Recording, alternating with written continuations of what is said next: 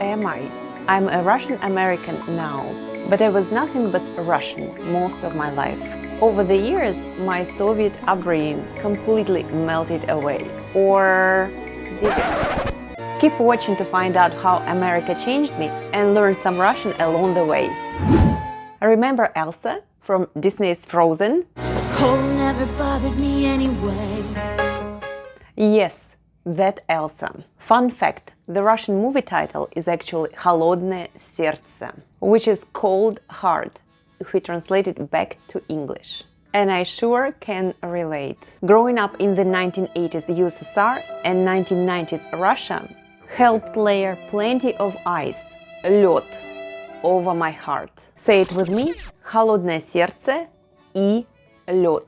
I can just hear you say, but Olga, Russians are not cold people. They always treat me so nicely. To which I say that's because they know you. Saying Russians are not cold is like saying Siberia is not freezing. Of course, we tend to be nice to our loved ones and friends. Just like there is always some heat, жара, in the Siberian summer. This video is not about that. It's about the year-round permafrost, вечная мерзлота.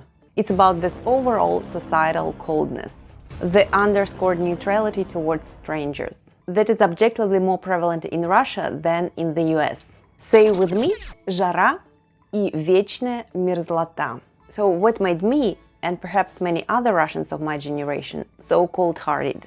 From a young age, we were taught to avoid conflict, избегать конфликт. When conflict did arise, like when more than one child wanted the same toy, the adult's reaction was usually to take it away, отбирать, rather than problem solve or teach negotiation skills. Say with me, избегать конфликт и отбирать. By contrast, in the US, grown-ups often ask kids to engage their hearts and minds and come up with possible solutions on their own. Can a toy be shared? If not, can children take turns playing, играть по очереди? If so, how much time, сколько времени, do they think they will each need? Say it with me, играть по очереди и сколько времени.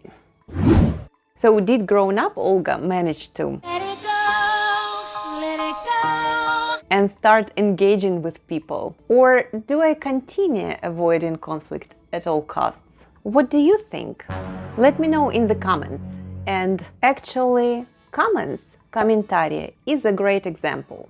At least once a week, someone challenges me here on YouTube about my stance on Russia's invasion of Ukraine.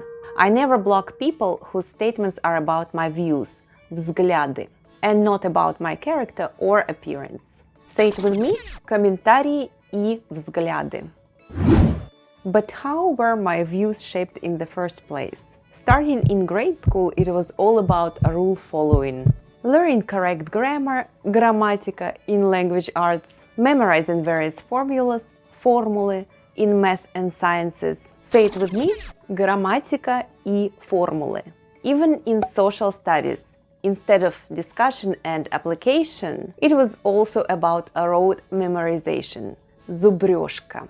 This conversational term has the root zub, meaning tooth, and conjures up an image of education being a real grind. All the way through Russian higher ed, the emphasis on cramming left little time for critical thinking around such concepts as bias and propaganda. You already know Russian for propaganda. It's the same word. And bias is предвзятость. Say it with me, пропаганда и предвзятость. Yet in the US, as early as in middle school, children work collaboratively not only to understand this, but also to process how this affects our lives. It seems that my Russian education emphasized how to be the good girl you always have to be. I learned how to be good, but only now in the US I'm starting to understand how to do good. Okay, so when it comes to critical comments, I do now tend to let it go. But do I ever respond to those or even acknowledge them? Well, sometimes. You see, online and in-person small talk is not something that comes naturally to me or many other Russians. Слово «серебро» – молчание золото is a proverb most of us heard growing up. It literally means a word is silver, silence is gold. Say it with me. Слово «серебро» – молчание золото.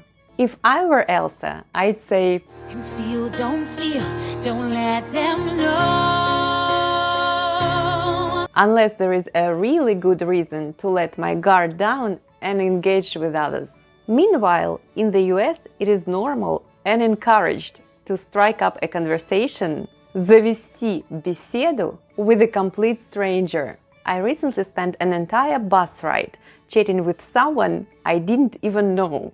We started talking about making honey in the US and Siberia. After she saw a picture of a bee on my t-shirt. Say with me, завести беседу. Беседа is used here in accusative case with u at the end.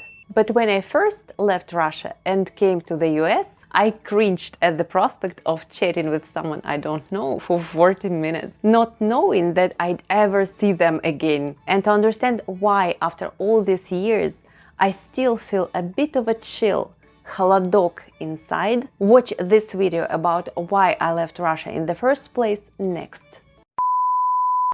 Doesn't this whole thing sound just like Seattle freeze? I guess I'd be right at home there. Oh, wait.